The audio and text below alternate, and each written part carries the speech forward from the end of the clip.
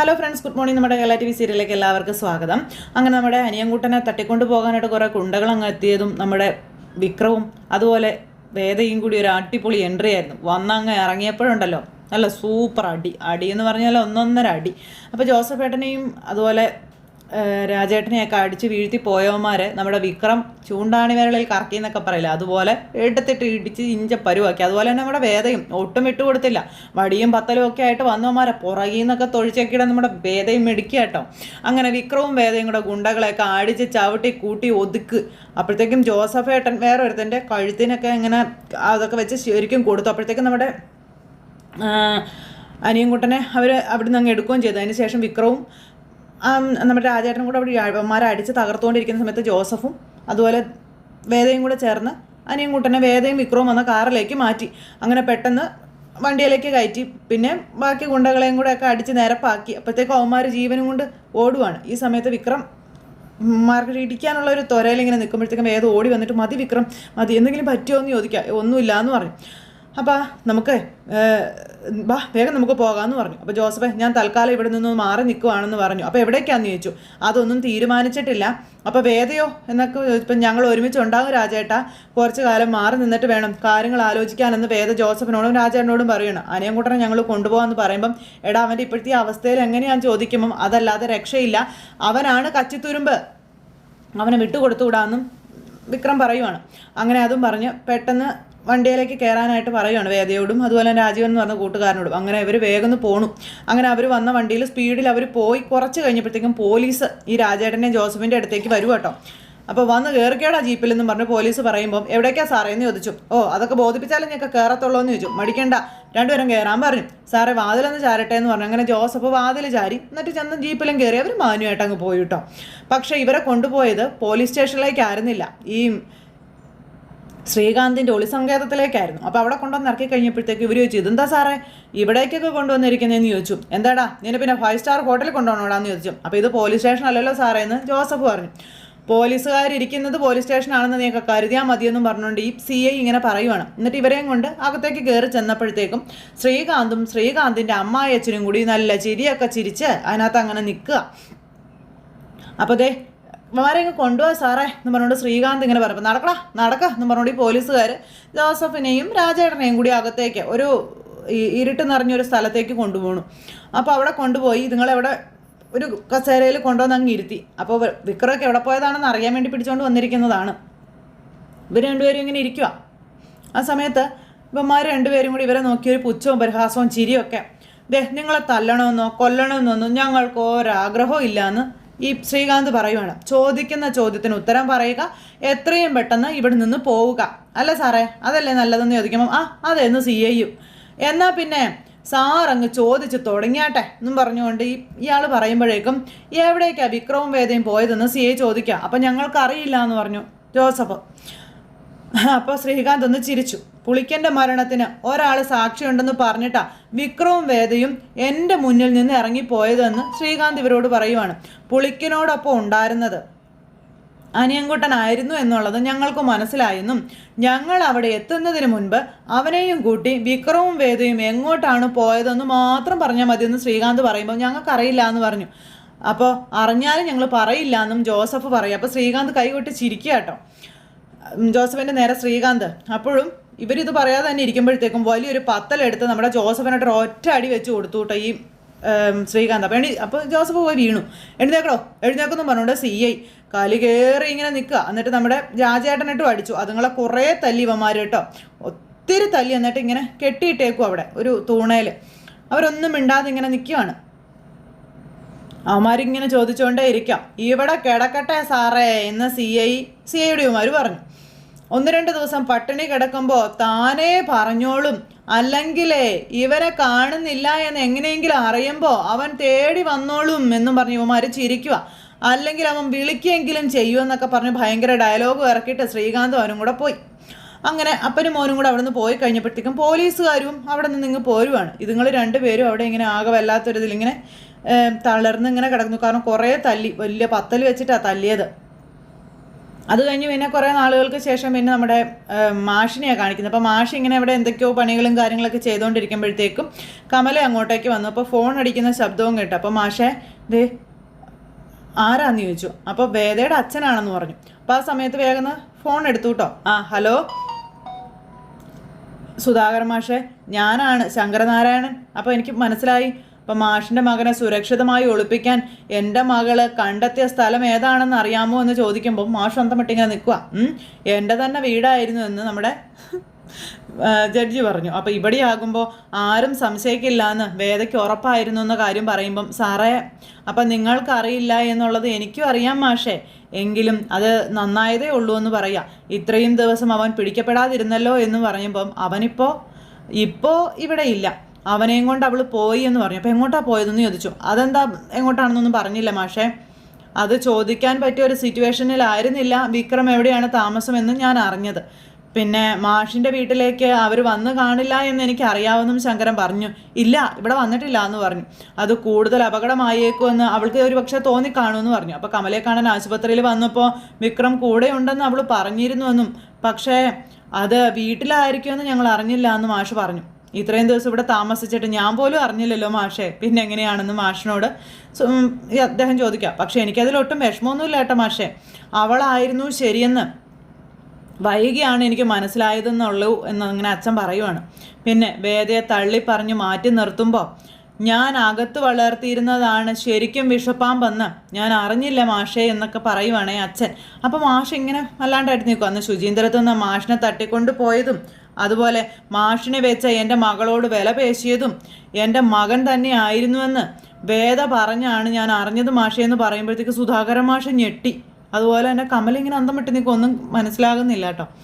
അതിന് മാഷിനോട് ക്ഷമ ചോദിക്കാൻ കൂടിയാണ് ഞാനിപ്പോൾ വിളിച്ചതെന്ന് പറയുമ്പം അയ്യോ സാറെന്താ ഇങ്ങനെയൊക്കെ പറയുന്നതെന്ന് സുധാകരൻ മാഷ് ചോദിക്കുമ്പം അതേ മാഷേ, ഇത്രയും വിഷവും ഉള്ളിൽ ചുമന്ന എൻ്റെ മകൻ ഇതിൽ നടക്കുന്നതെന്ന് ഞാൻ അറിഞ്ഞിരുന്നില്ല എന്നൊക്കെ പറഞ്ഞ് പോലീസ് അന്വേഷിക്കുന്ന ഒരാൾ ഇത്രയും കാലം ഒരു ന്യായാധിപൻ്റെ വീട്ടിൽ ഒളിവിൽ താമസിച്ചു എന്നതിൽ എനിക്ക് ഒരു പ്രശ്നവും തോന്നുന്നില്ല എന്നും നമ്മുടെ ശങ്കരൻ പറയുക. മാഷേ, ഒരു നിരപരാധി നിയമത്തിൻ്റെ നൂലാമാലയിൽ കുടുങ്ങാതെ രക്ഷപ്പെട്ടല്ലോ എന്നുള്ളൊരു വിചാരം മാത്രമേ എനിക്കുള്ളൂ കേട്ടോ എന്നും പറഞ്ഞു. വരുണിൻ്റെ കൊലപാതകവും അതിന് സാക്ഷിയായ പുളിക്കൻ്റെ മരണവും ആര് ചെയ്തതാണെന്ന് നിയമത്തിൻ്റെ മുന്നിൽ തെളിയിക്കുമെന്ന് വെല്ലുവിളിച്ചിട്ടാണ് എൻ്റെ മകൾ വിക്രമനെയും കൂട്ടി ഇവിടെ നിന്ന് ഇറങ്ങിപ്പോയിരിക്കുന്നതെന്ന കാര്യവും പറഞ്ഞു.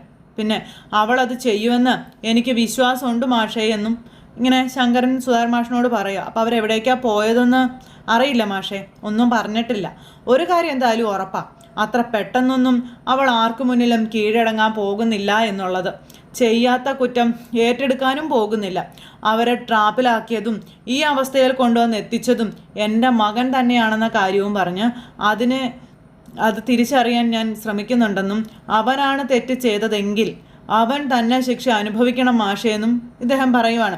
അതിനുള്ള തെളിവുകളുമായിട്ട് എൻ്റെ മകൾ തിരിച്ചു വരും എന്ന് പറഞ്ഞാണ് ഈ പടി ഇറങ്ങിയിരിക്കുന്നതെന്ന കാര്യവും നമ്മുടെ ശങ്കരൻ പറഞ്ഞു. അത് സംഭവിക്കട്ടെ എന്ന് ഞാൻ പ്രാർത്ഥിക്കുന്നുവെന്നും പറഞ്ഞു. അതിനുശേഷം വേണം നമ്മൾ ഇരു വീട്ടുകാർക്കും ഇടയിൽ ഇത്രയും കാലം സംഭവിക്കാതെ പോയ അടുപ്പവും സ്നേഹവും നമുക്ക് തിരിച്ചു പിടിക്കാനെന്നും ഈ അച്ഛൻ പറയുമ്പം ഇത്രയൊക്കെ അവർക്കെതിരെ ചെയ്യാമെങ്കിൽ ഇനിയും അവർക്ക് കൊടുക്കാവല്ലോ സാറേ. അപ്പോൾ ആരൊക്കെ ശ്രമിച്ചാലും ഇനി അവർ കുടുങ്ങാൻ പോകുന്നില്ല മാഷേ. എൻ്റെ മകളിൽ എനിക്ക് അത്രയും വിശ്വാസമുണ്ട് എന്ന് ശങ്കരൻ പറയുന്നു. എന്തെങ്കിലും അപ്ഡേറ്റ് ഉണ്ടെങ്കിൽ ഞാൻ വിളിക്കാൻ കേട്ടോ എന്ന് പറഞ്ഞു. അങ്ങനെ അതും പറഞ്ഞ് എങ്കിലും എന്തെങ്കിലും അറിഞ്ഞാൽ മാഷും ഇങ്ങോട്ട് വിളിക്കണം കേട്ടോ എന്നും പറഞ്ഞു. അപ്പോൾ ശരിയെന്ന് പറഞ്ഞു. അപ്പോൾ ഓക്കെ, അങ്ങനെ ആ ഒരു വലിയ മഞ്ഞുരുകുന്നു, ഇവർക്കിടയിലുള്ള മഞ്ഞുരുകാണ്. അങ്ങനെ അതും പറഞ്ഞ് ഫോൺ അങ്ങ് കട്ട് ചെയ്തു. അപ്പോൾ എന്താ മാഷേ എന്ന് കമല ചോദിച്ചു കേട്ടോ സുധാകരൻ മാഷിനോട്. ആ സമയത്ത് നിൻ്റെ അനുമാനം ശരിയായിരുന്നു കമല എന്ന് സുധാകരൻ മാഷ് പറയാം. അവർ ജഡ്ജി ശങ്കരനാരായണൻ്റെ വീട്ടിൽ തന്നെ ആയിരുന്നു എന്ന് പറയുമ്പം എന്നിട്ടോ എന്ന് ചോദിച്ചിങ്ങനെ കമലയ്ക്ക് അത്ഭുതം. ഇപ്പം അവരവിടെ നിന്ന് പോയെന്ന് പറയും. എങ്ങോട്ട്? അത് അയാൾക്കും അറിയില്ല. പക്ഷേ നമ്മുടെ മകൻ്റെയും വേദയുടെയും ഭാഗത്താണ് ശരിയെന്ന് അയാൾക്ക് മനസ്സിലായിട്ടുണ്ടെന്നുള്ള കാര്യം മാഷു പറയാം. അത് ബോധ്യപ്പെടേണ്ടത് പോലീസിനും കോടതിക്കുമല്ലേ മാഷേ എന്ന് ചോദിക്കുമ്പോൾ ഒരു ന്യായാധിപന് അത് ബോധ്യപ്പെട്ടതല്ലേ കമല? അത് തെളിയിക്കാനുള്ള തെളിവുമായി വരുമെന്ന് പറഞ്ഞിട്ടാണത്രേ വിക്രവും വേദയും പോയിരിക്കുന്നതെന്ന കാര്യവും പറയുവാണ്. അപ്പോൾ അവരെന്തെങ്കിലും കണ്ടിട്ടുണ്ടാകും, അതിനൊരു സംശയവും വേണ്ട എന്ന രീതിയിൽ മാഷും സംസാരിക്കാം. അങ്ങനെ നീ സമാധാനമായിട്ടിരിക്കുക കമല, നീ അവരുടെ ഈ അലച്ചിൽ അധികകാലം ഒന്നും ഉണ്ടാകില്ല, സമാധാനമായിട്ടിരിക്കുക. ആരാണ് കുറ്റക്കാരെന്ന് മനസ്സിലാക്കി കഴിഞ്ഞെന്നും ഇനി അവരെ കുരുക്കാനുള്ള തെളിവുകൾ മാത്രമേ വേണ്ടൂ എന്ന കാര്യവും പറയാം.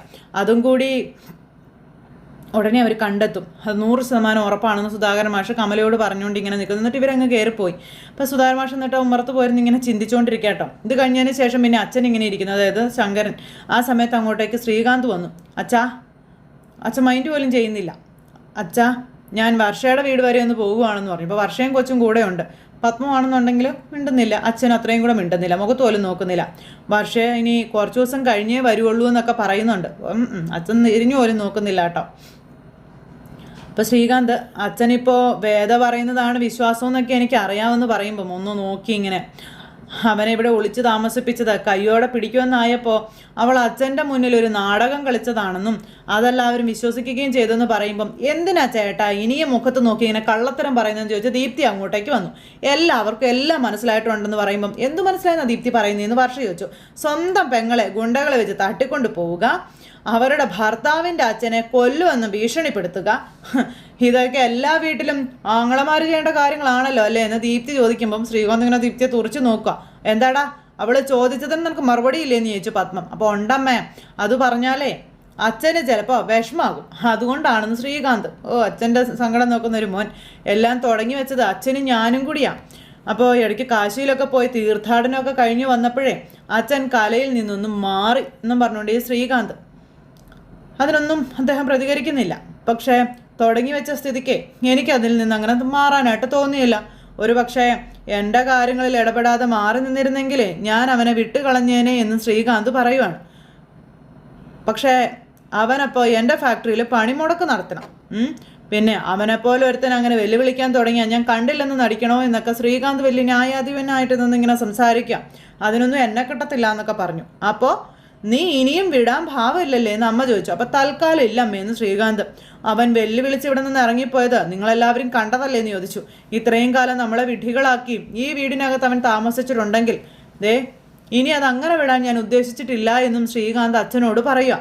ഏത് കാര്യത്തിനും ഒരു നേരും നെറിയും വേണം ശ്രീകാന്തേ, അതില്ലാതെ ഇറങ്ങി പുറപ്പെട്ടാലേ നാശം നിനക്ക് തന്നെയായിരിക്കും എന്ന് അമ്മ പറഞ്ഞപ്പം നിങ്ങളുടെ മകൾക്ക് നേരും നെറിയുള്ളത് കൊണ്ടാണല്ലോ ഇത്രയും ദിവസം അവനെ ഒളിപ്പിച്ചു വെച്ചത്. അത് അവൻ തെറ്റുകാരനല്ല എന്ന് അവൾക്ക് ഉറപ്പുള്ളത് കൊണ്ടാണെന്ന് പറഞ്ഞപ്പോൾ കുറച്ച് ദിവസത്തെ നാടകം കൊണ്ട് നിങ്ങളെല്ലാവരും അങ്ങനെ വിശ്വസിക്കാൻ തുടങ്ങിയാൽ ഞാനേ ഒന്നും പറയാൻ ആളല്ല. പക്ഷേ ഒരു കാര്യം ഞാൻ പറഞ്ഞേക്കാം, അവൾ വെല്ലുവിളിച്ചതുപോലെ അവനെ വാഴിക്കാമെന്ന് ആരും ഇവിടെ വിചാരിക്കണ്ട. ഇനി അച്ഛൻ്റെ എന്നല്ല ആരുടെ സപ്പോർട്ട് ഉണ്ടായാലും അത് നടക്കാനും പോകുന്നില്ല എന്നും പറഞ്ഞുകൊണ്ട് ശ്രീകാന്ത് പറയാം. അതും പറഞ്ഞ് നീ വാടി എന്ന് പറഞ്ഞുകൊണ്ട് വർഷയും കൂട്ടിക്കൊണ്ട് അവിടെ നിന്ന് പോകാം. അപ്പോൾ പോയിട്ട് വരട്ടെ അമ്മേ, വരട്ടെ അച്ഛാന്നും പറഞ്ഞുകൊണ്ട് വർഷ യാത്ര പറയുമ്പം മതി യാത്രയ്ക്ക് അനുവാദമൊക്കെ ചോദിച്ചത്, വാ ഇങ്ങോട്ടാ എന്നും പറഞ്ഞുകൊണ്ട് ശ്രീകാന്ത് വലിയ ആളായിട്ട് വർഷയും കൊച്ചിനെയും കൂട്ടിക്കൊണ്ട് അവിടെ നിന്ന് പോകുന്നു. അവരങ്ങ് ഇറങ്ങിപ്പോയപ്പോഴും അച്ഛനൊന്നും മിണ്ടിയില്ല കേട്ടോ. അപ്പോൾ പത്മം ചെന്ന് അച്ഛൻ്റെ അരികിൽ ഇങ്ങനെ ഇരുന്നു. ശങ്കരേട്ടാ. അപ്പോൾ ദീപ്തിയും തൊട്ടരികിൽ വന്നു.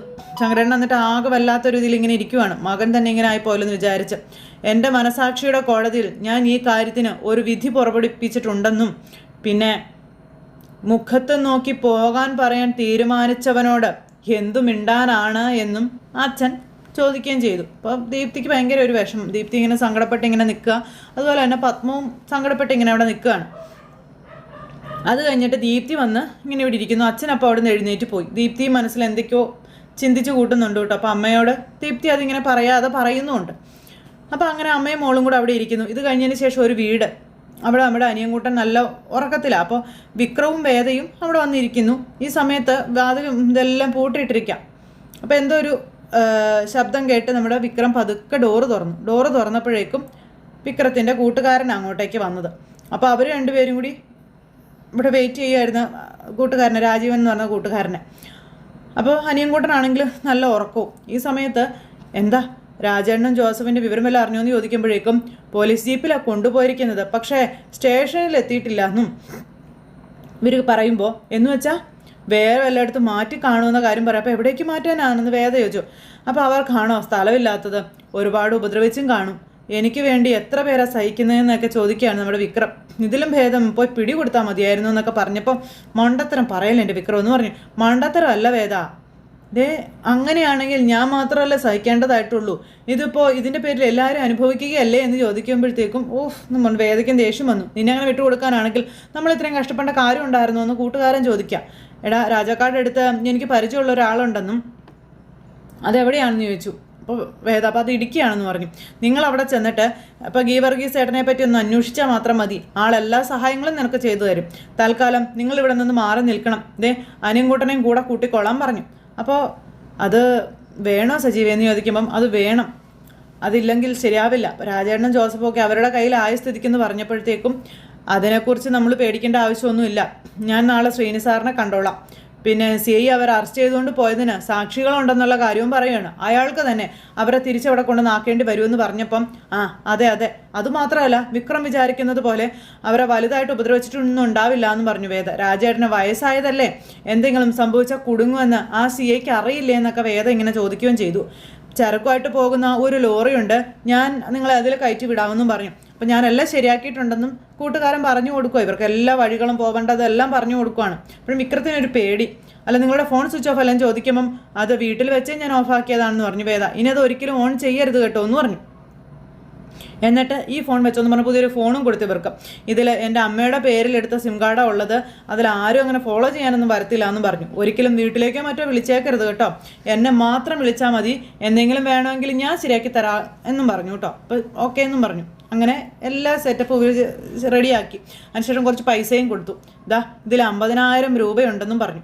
എടാ ഇത് ഇത്രയൊന്നും വേണ്ടടാ, അപ്പം ഇരിക്കട്ടെ, ബാക്കി എന്തെങ്കിലും വേണമെങ്കിൽ ഞാൻ അവിടെ അറേഞ്ച് ചെയ്ത് തന്നോളാവെന്നും പറയുവാണ്. അപ്പോൾ വേദയ്ക്കൊക്കെ ഭയങ്കര ഒരു ടെൻഷൻ.